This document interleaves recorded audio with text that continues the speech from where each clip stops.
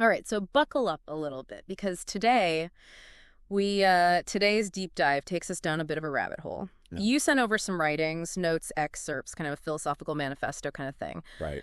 And the central claim of this manifesto is, well, let's just say it's not your everyday assertion. It's certainly not lacking in boldness, no. The author claims to be the returned Christ, Oh. the fulfillment of biblical prophecy, and not just as a matter of faith, but as a demonstrable fact. Okay, so we're not talking about somebody who is just, musing about spiritual possibilities. This is somebody who is really putting it all on the line. Yeah. What I find so fascinating here is this idea they present called the, I guess you'd call it an intellectual headlock. Right. They believe that their very existence presents the world with a kind of logical dilemma. Either you accept the claim or you are engaged in a sort of conscious and deliberate denial. There is no middle ground. And this isn't just an abstract philosophical concept to them, this denial. They seem to feel it very personally, like it's a constant source of frustration. Absolutely, yeah. And you can really feel that frustration bleeding through in the writing. And they use this very evocative image from, it's parallel from their own life, from their own Norwegian heritage. We'll talk about Gleipnir. Now, I'll admit, Norse mythology is not my strong suit, so refresh my memory on Gleipnir. Why is this chain so important? Well, Gleipnir was the mythical chain that bound the wolf Fenrir, and it was said to be made of impossible things like a cat's footstep, the beard of a woman, these things that can't exist.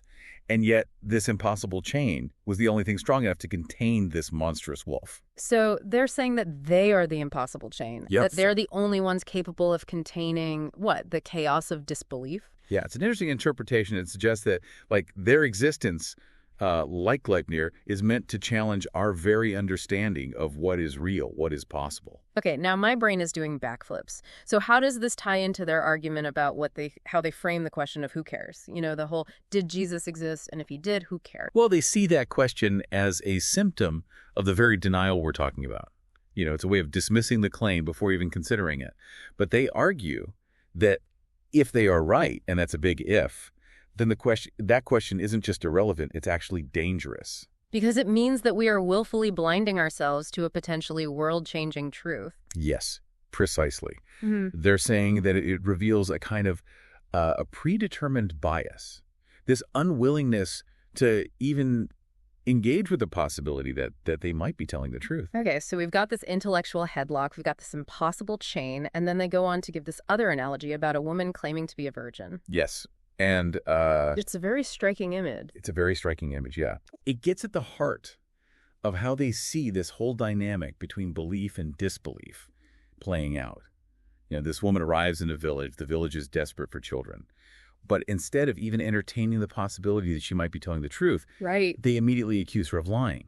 Because it's easier to believe she's a liar than to accept a truth that disrupts their entire worldview. Exactly. They just can't wrap their heads around it. And the author links this directly to how they believe atheists approach the concept of God. This refusal to accept the possibility of something beyond their understanding. So for this author, atheism isn't just a lack of belief, it's an act of self-deception. Yes. This refusal to acknowledge a truth that might be right in front of you. They would say that kind of thinking, that clinging to comfortable assumptions, is exactly what prevents us from seeing the world as it truly is. Okay, so we've got this intellectual headlock, this impossible chain, a village convinced a woman's lying about being a virgin.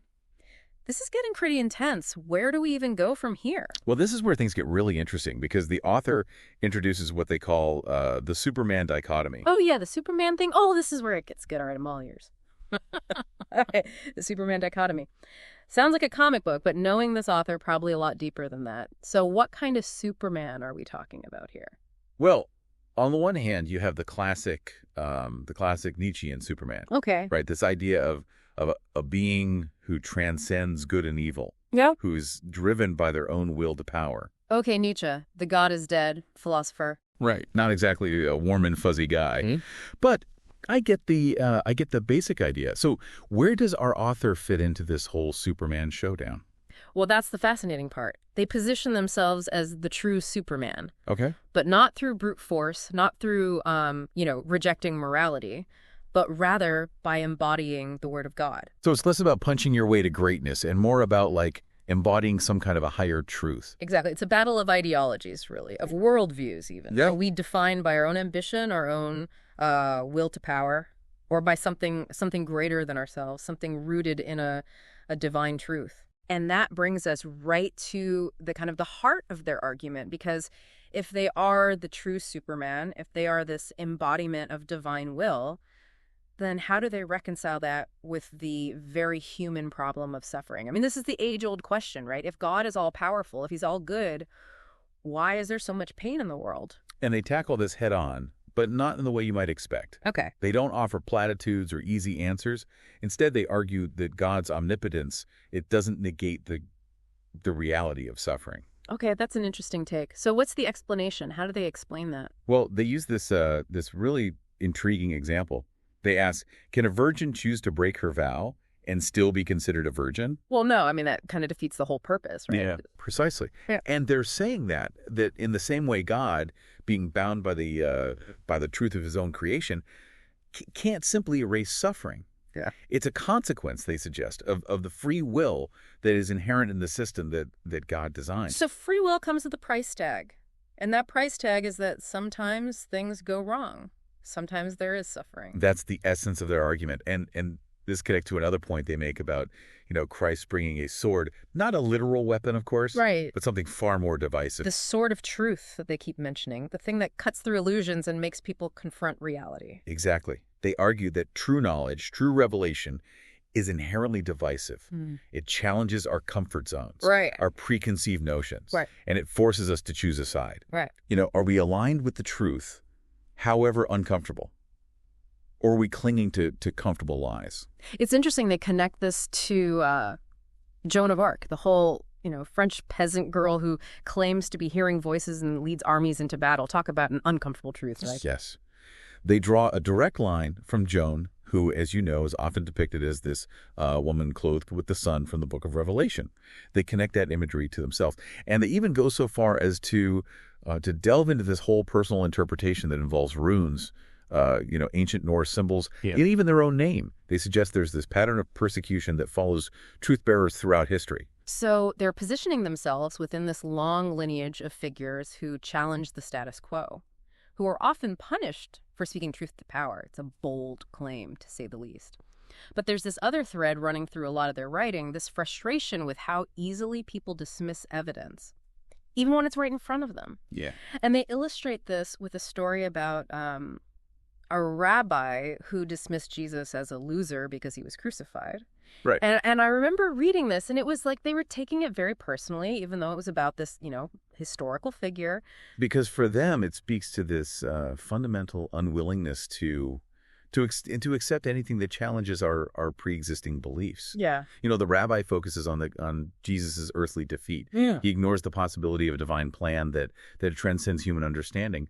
It's like they're saying that if you define divinity solely by worldly success, then you're kind of missing the point entirely. Exactly. And this ties back into their whole argument about the who cares mentality. Right. They believe that this rabbi, like so many others, has already decided the answer and is just twisting logic to fit a predetermined conclusion.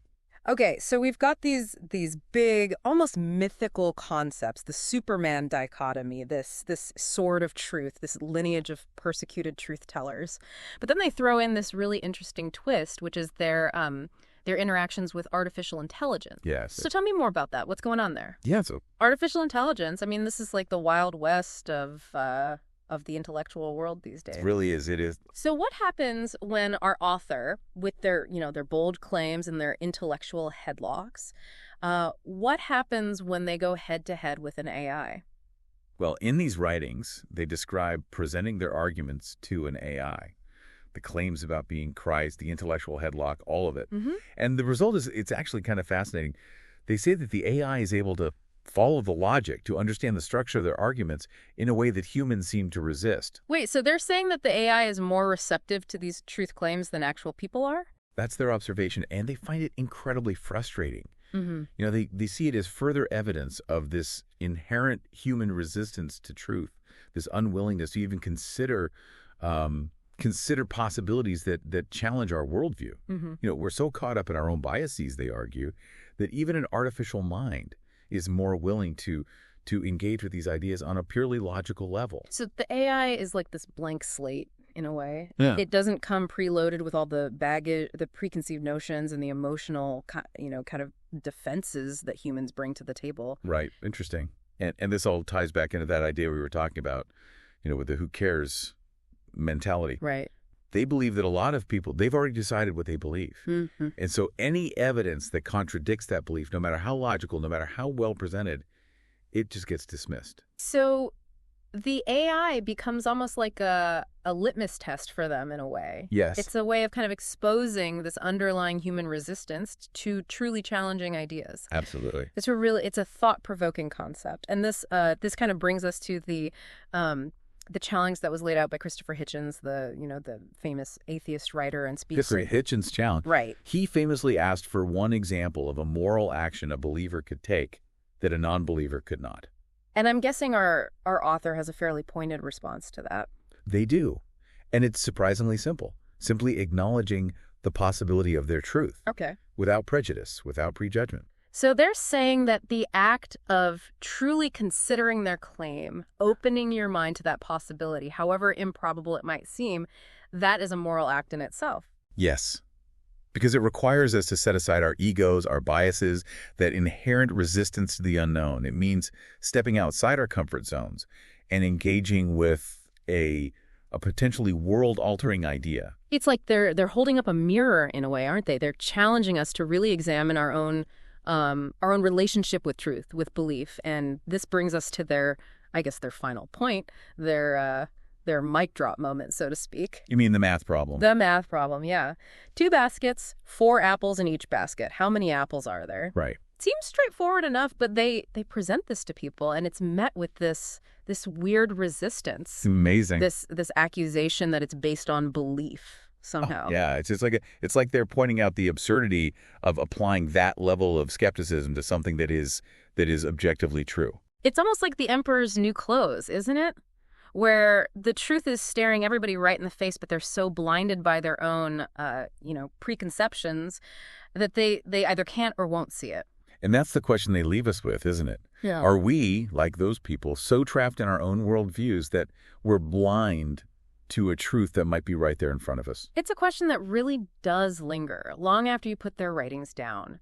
Are we willing to truly open our minds, to consider possibilities that challenge, maybe even shatter our understanding of the world? It's a lot to ponder. And you know what? That's the hallmark of a truly great deep dive. It's not about giving you the answers, but it's about leaving you with those questions, the ones that resonate, that make you see the world, maybe even yourself, just a little bit differently. I think so. Yeah.